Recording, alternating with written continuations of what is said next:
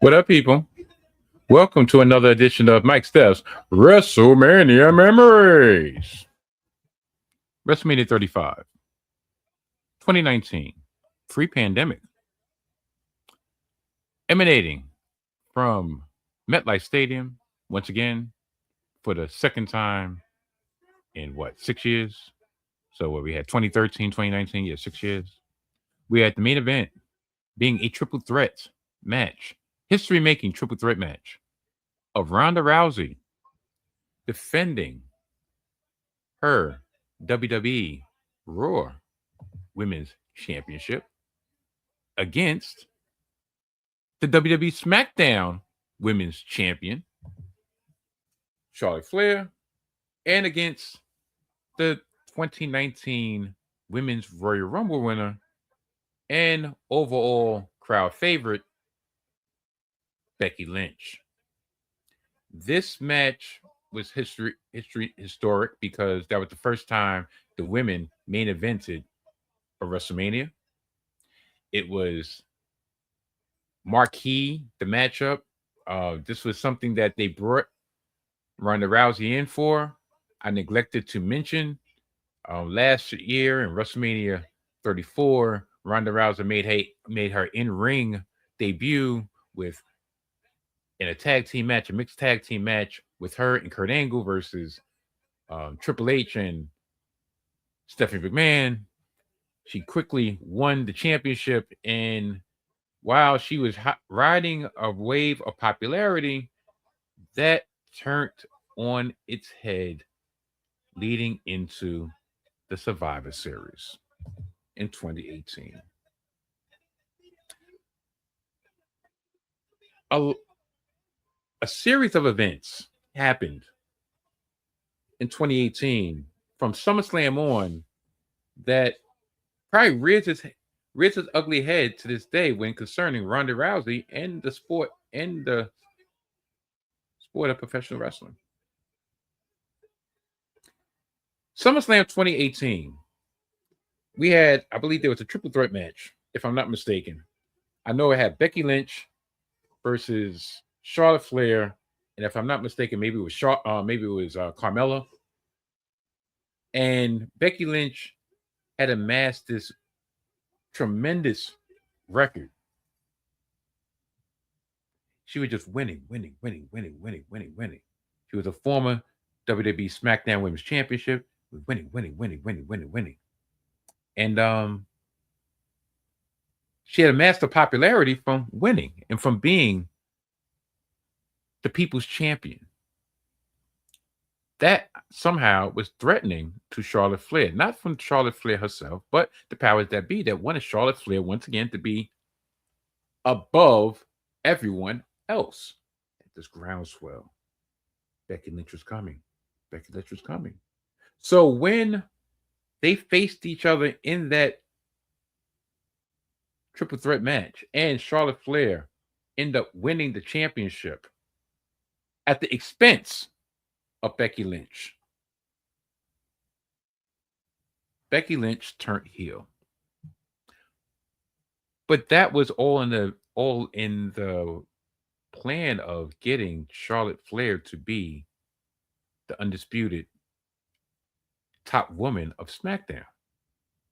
Little did the powers that be know that the crowd, the fan base wanted Becky Lynch. So when Becky Lynch turned heel, she didn't really turn heel. She just became more popular because she was doing what the fan base wanted, and which was whipping Charlotte's behind. Not having all that she could stand and couldn't stand anymore, in the immortal words of Popeye. That's what she did. So they had a feud like none other. Becky Lynch won multiple times. Becky Lynch won, I believe, her last woman standing match at Evolution that year. But Becky Lynch was being portrayed as the heel, but she had a groundswell of support. Leading up to Survivor Series, where they started their annual Raw versus SmackDown feud, SmackDown invaded Raw. And in that invasion, Becky Lynch actually got her nose broken legitimately by Nia Jax, and she had the iconic picture of her blood smeared over her face. In a daze, she was the man. Literally, she was the man. She was saying, "Come and get me. Come and get me." Unfortunately, she had a match planned for Survivor Series against Ronda Rousey, but due to the broken nose and the consequent um, concussion that she suffered, she could not participate in that match. So, being the fact it's a marquee match, you couldn't just substitute Becky Lynch for anybody. This is the opportunity for Charlotte Flair to get her one-on-one match. So, in a clunky way, even though these two was fighting blood feud, they got together and Charlotte said, "You know what? I'm going to take over for you. I'm going to fight the battle for you. I am going to face Ronda Rousey because she's the outsider for the most part." And in that match that took place in Los Angeles at Survivor Series 2018, Charlotte Flair lost to Ronda Rousey by disqualification, but she whipped Ronda Rousey's behind. With the kendo stick, she went crazed, and she had the edge in which Becky Lynch had. She inherited the edge from Becky Lynch. But unbeknownst to Charlotte Flair, unbeknownst to this man, what they inadvertently did was turn the crowd against Ronda Rousey. It's one thing for Becky Lynch to have the edge because she was the man. This is something that literally they did. But then for Charlotte Flair to get that to get the groundswell of support that was behind Becky Lynch behind her in that particular matchup, it left Ronda Rousey feeling disillusioned. Ronda Rousey started going on outlets or her vlog or what have you, outside of the ring, outside of WWE, venting, talking about the ungrateful fans, that these bees, if this is the real fight, she would smash them in 30 seconds. This is fake. She started she started being that unlikable personality that the UFC fans had started finding detestable. Ever since her loss to Holly Holm, in which she tucked her tampon and went home, a large segment of the fan base said that felt that Ronda Rousey was a bully. You know what they say when a bully gets punched in the face, they run away because they actually got hit back. That's what Ronda Rousey ended up being. She ended up being a bully. So everything was all good when she was making people tap out in 30 seconds to a minute with an armbar inside the octagon. And then when she got knocked out, she went to the safe haven of WWE because she was the mainstream star. But once the fan base turned against her in WWE, she's like, you know what? She tucked her tampon and went home. Yeah, I know what I said. Yeah, I said it. So that led up to this triple threat for WrestleMania. Becky Lynch was the crowd favorite. Ronda Rousey was the disgruntled outsider that didn't want to be bothered anymore. And Charlotte Flair was hated because everybody thought, well, Charlotte had her one-on-one. Why can't Ronda and Becky have their one-on-one against each other? Why did Charlotte have to be shoehorned into this main event? Well, because it was the first ever, and how could they have the first ever women's anything if Charlotte Flair was not involved? No fault of Charlotte though. Like I said, and that's me looking in hindsight. No fault to Charlotte, but that's pretty much what it was. And they fought, they fought, and Becky Lynch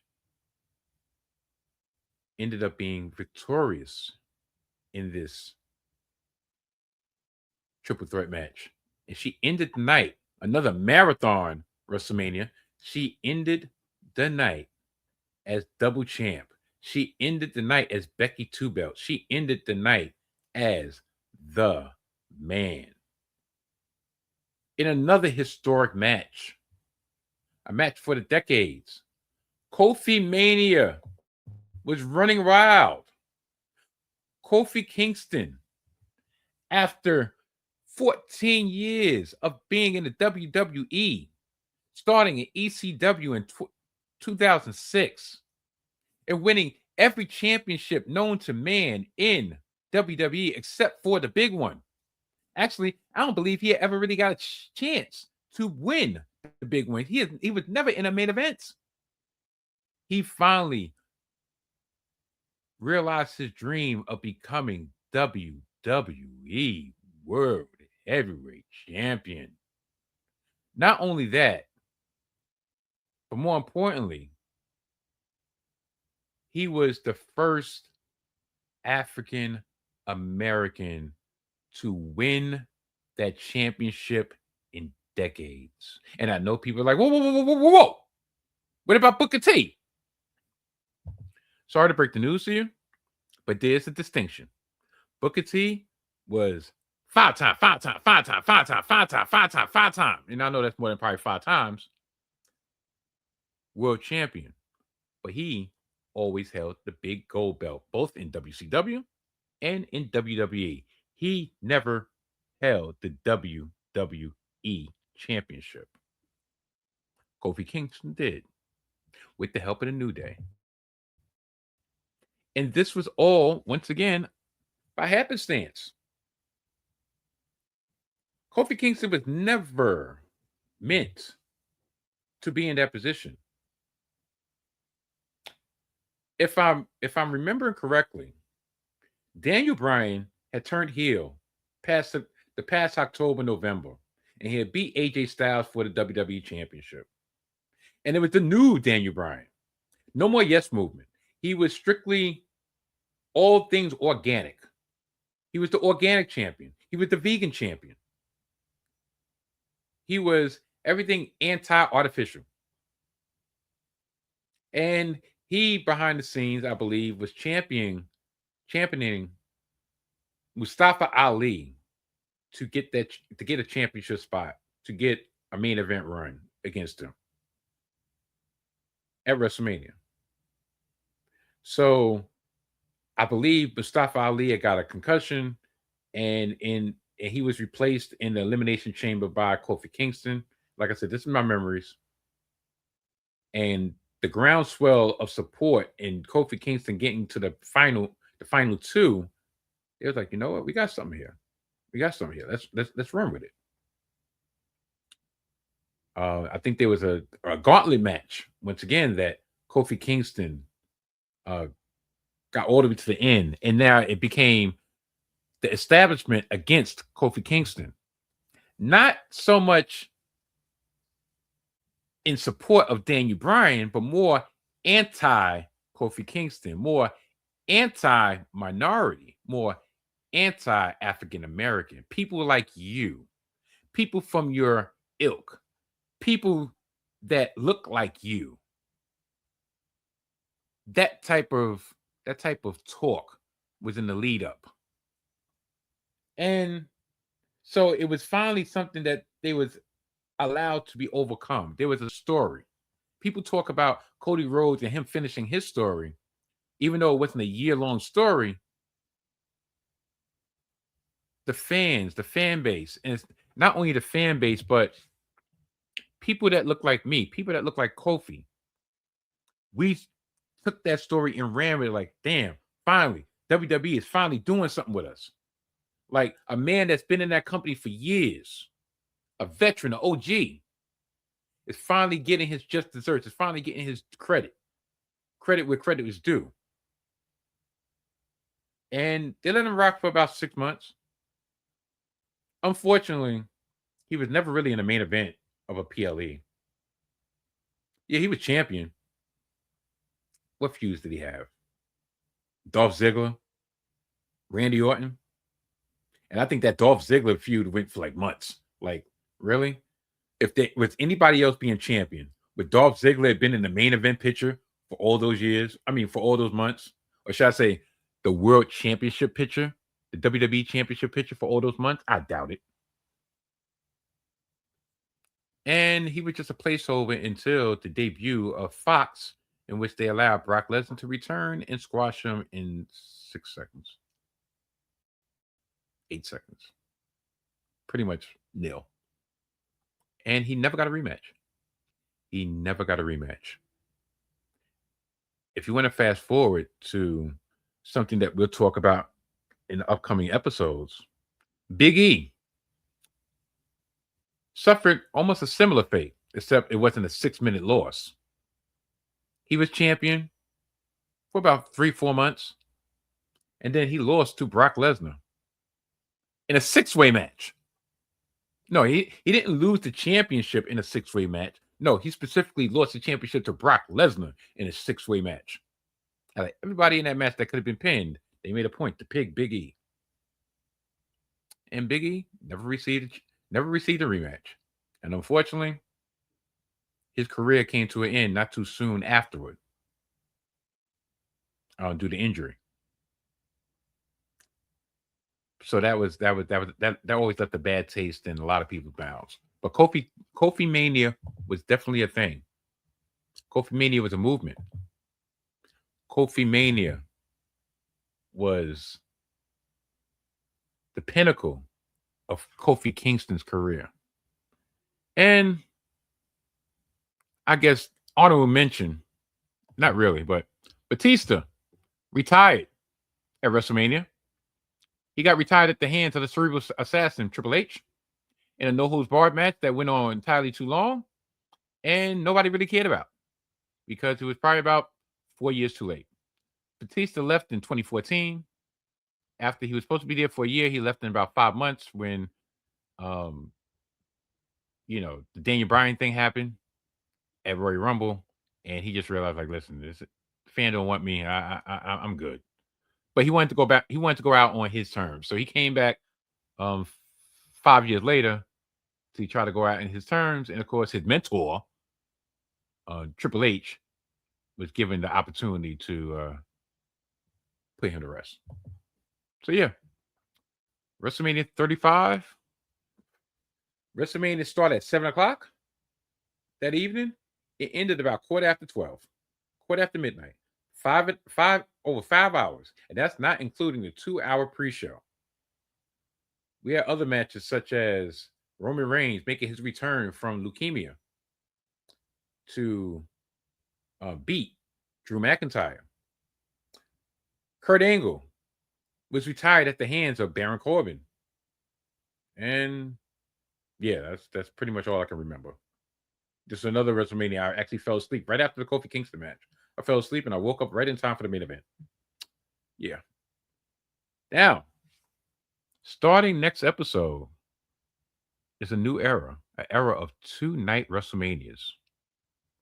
And the reason why there's a 2-night WrestleMania was actually brought upon by a global pandemic. So this is the first WrestleMania 36 to be exact. It's the first WrestleMania that only was 2 nights, but had no attendance. It was held in the empty Performance Center of WWE. So all that and much more when the next installment of Mike Steph's WrestleMania Memories. Until then.